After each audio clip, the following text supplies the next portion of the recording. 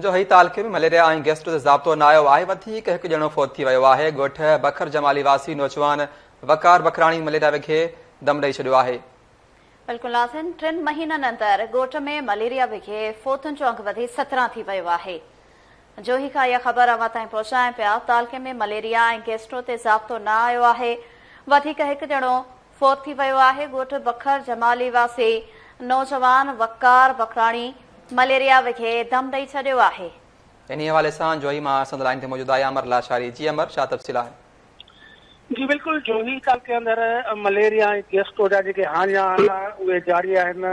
3 कलाकनि जे वक़्फ़े तव्हांखे ॿुधायो ॻोठ में नौजवान जेको आहे उहो मलेरिया विझे त हयाती विझाए वेठो आहे। वाही पांडी जे भरिसां ही ॻोठ आहे बखर जमाली, जिते 26 साला नौजवान आहे वकार वलद अली मोहम्मद बखराणी जमाली, उहो मलेरिया विझे फ़ौत थी वियो आहे।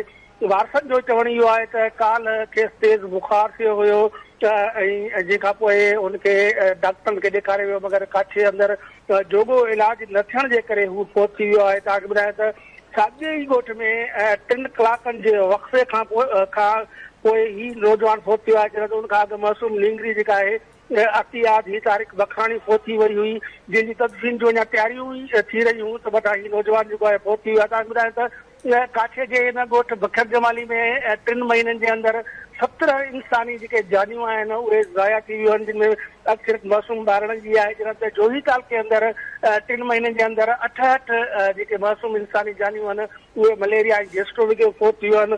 जॾहिं त तव्हांखे ॿुधायां त हिन वक़्त ताईं सिहत खाते पारां हिन मर्ज़ ते कंट्रोल करण लाइ के बि कोशिशूं न पियूं वरितियूं वञनि। हिन वक़्त बि हज़ारे जेके मासूम ॿारड़ा आहिनि उहे हिन मर्ज़ में मुब्तला आहिनि, मगर सिहत खातो जेको आहे उहो लातालिक़ बढ़ियल आहे।